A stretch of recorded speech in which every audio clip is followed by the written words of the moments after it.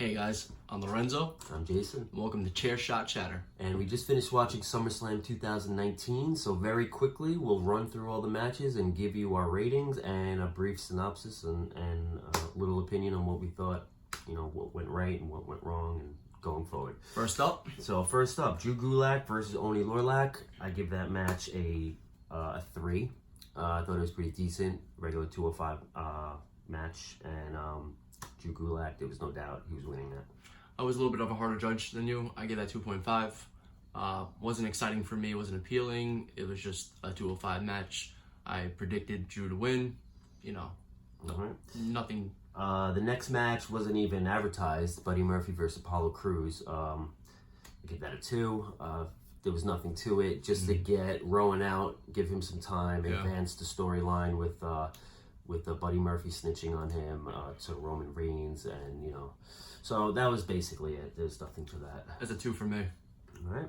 So moving on, we have Alexa Bliss and Nikki Cross versus the Iconics. They're defending the tag team championships, and they walk away the tag team champions, Nikki Cross and Alexa, and that was a regular Raw match.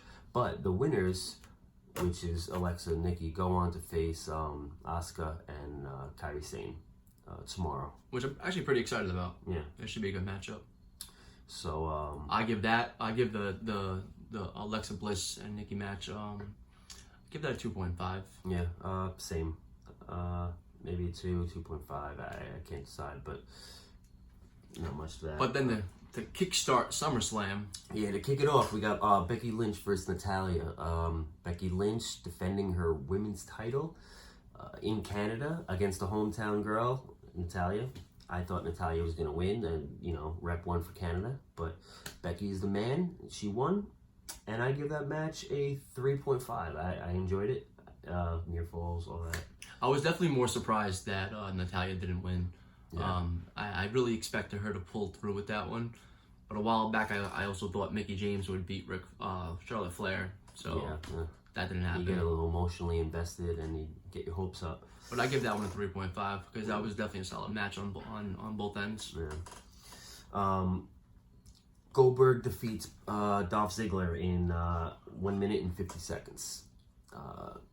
Typical Goldberg squash. I don't know if we should have expected anything else. We actually discussed this match prior, and we did expect more from Goldberg considering the match prior. Yeah, I thought, and considering his opponent Dolph Ziggler, who's a workhorse, who's also we think is under 200. So yeah, I think Dolph Ziggler is like 200 pounds. So we thought that we would definitely see more jackhammers. Yeah. But it would have been nice to see more jackhammers. But that last spear. But the spears were brutal, and the one jackhammer he did looked really well. So props to that. I give that match a 2 though. Yeah, I give that one a 3. I loved when Dolph was on the ground after the match was over and kept touring with Goldberg and making him come back out and kind of giving him some breath to come back out and do more stuff. So that's why I give that one a 3. But. All right, so moving on, we have AJ Styles defending his United States Championship against Ricochet.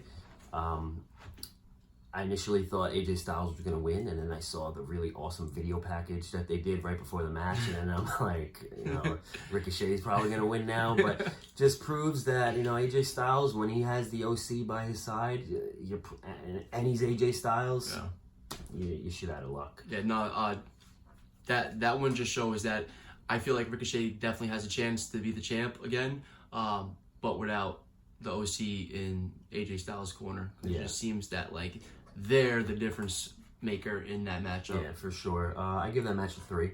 Same thing. I thought their previous matches were a little better, but they can't put on a bad match for sure. Yeah, no. Next up, we have Bayley. She defended her women's title against Ember Moon, and she defeated her, and that's really it. Yeah, the crowd spoke for themselves. There was no chance. There was no boos. It was just, here we are. Yeah, that's a story that I would never really got into. Maybe it didn't have enough time, or maybe Ember Moon is just not. I don't know what she is. I don't know what Ember Moon is. I can't get invested in her. And Bayley is, Bayley's awesome with the right opponents, and Ember Moon, I don't think it was it. No, but Bailey did show something tonight. With her last move. Yeah, the Bailey to belly suplex off the top rope. That was nice. That was brutal, and that was like a big man move. Yeah, she showed some power. I give that match though. I give that one a 2.5. I give that match a 2. I could go without seeing that. It's time for Bailey to move on to something else, and Ember Moon to just keep working on her character a little more. And it's funny because every time I think of Bailey, I think of Sasha. So it would be nice to see Sasha come back and possibly do something. Even if she came and turned on Bailey, something. I don't know. I thought maybe Sasha would be there, but because psychologically that makes more sense than that matchup. But the next one was interesting too, though. Kevin Owens and Shane McMahon. Kevin Owens defeated Shane McMahon with the stunner, just as we all predicted. Yep. It was a pretty good match. I gave it a 3. Yeah, I give it a 3 as well. Not that I hoped Kevin Owens was going to lose, because I dislike him. But it was interesting to see Elias kept interfering and just being like a distraction, which ended up being more in the favor for Shane. Yeah. I mean, for Owens himself anyway. The ending was good. With the low blow, he foreshadowed using the chair on Shane the whole match, only to just give the chair to the ref, and when the ref turned his back, gave him a low blow, and then that was it. So it's what I expected. I think it was the right outcome, and we will see more of Shane McMahon, but I don't think he'll be feuding with Kevin Owens. I think Kevin Owens moves on to something else, and Shane McMahon moves on to something else. Charlotte Flair defeated Trish Stratus. As expected. Yeah, I expected that. He expected that. I think most of us expected that because it's, Trish's final match in her home country. There's no better way than to go out lying on your back to literally the best women in the division. And I say that because I like Becky Lynch, but I still think Charlotte Flair is the best woman in the WWE. She absolutely is. She just has proven herself time in, time out to just be the face of that division. Yeah. Regardless of, what her name is. Like she has it all. Mm-hmm. So she is a star. And we saw Ric Flair tonight too. Yeah, we did. Yeah, he was styling, profiling. It's always good to see Rick in good health when we're losing all these wrestlers of that era. Rick is still there. Bret Hart was there too, wishing Seth Rollins good luck, which we'll get to that later. So yeah, Charlotte beat Trish. I thought it was a good match. I give that match a 3.5. The crowd was hot for it. A lot of near falls. We saw Trish Stratus do the figure 8, which was pretty cool. And Trish looked like she still got it. Like she could still go on. Yeah, she looked like she had no ring rust. Yeah, she's definitely in good shape still. Yeah.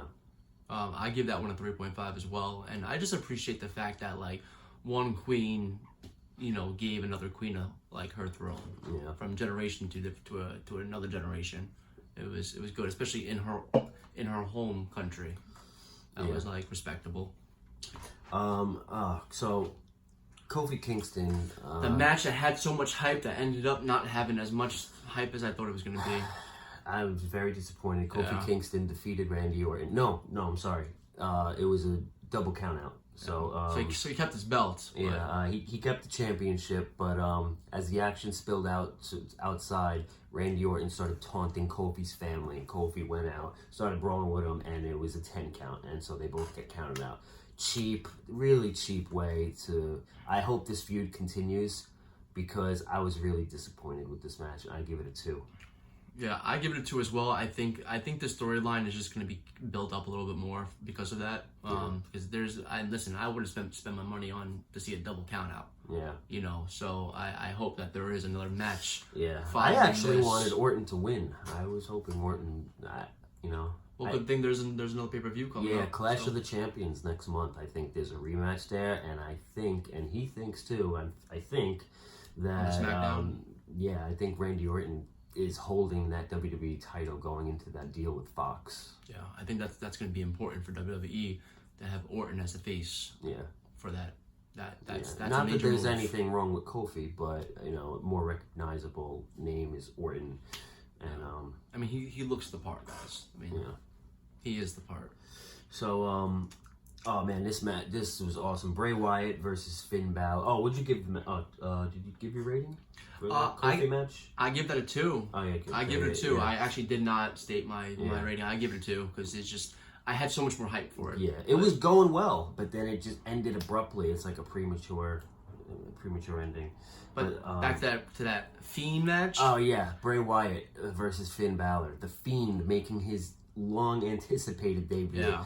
And what a debut. It was a short match, but I mean, just the whole camera of it and him holding his old self. Yeah. I mean, psychologically, entertaining wise, like it was just amazing. Like I felt like I was like, watching like the Attitude Era again. Yeah. It made me feel that. So he comes out, with the Firefly Funhouse little vignette, and it's all cheesy, and then the lights go out and he comes out to this new music, and it's like this fucking hard-hitting heavy metal mixed with a little bit of his old theme, and then back to the metal. It's awesome theme, awesome entrance, coming down with the lantern, his head engulfing his old head, like a wax head or something. Engulfing his lantern. Coming down to the ring. Oh man, it was great. I feel like that's exactly what WWE needed to add into that mix. Yeah. That is like demonic on such an entertaining level. Yeah. Like it's just it captivates you. You just want to watch more of it. Yeah. And how it ended too with him like turning, it was good. Finn Balor looked legitimately scared. The match was, whatever, exactly what it needed to be. It was just an introduction to the Fiend. And now listen, Finn's got no shot unless he comes back as the Demon, and that's not going to happen until, WrestleMania or something. So this Survivor Series. Yeah, maybe Survivor Series, but this is a match that can be built up very well. Exactly. Psychologically, it could have a lot of history building up to the main event of the Demon versus the Fiend. Yeah. That's a lot of potential. But as the match itself, I give it like a 2.53. Yeah. I mean, it was just more Bray Wyatt's entrance and for Bray Wyatt's entrance and debut, I give that a 5. Yeah, I would give that a 5. That was great. That was really cool.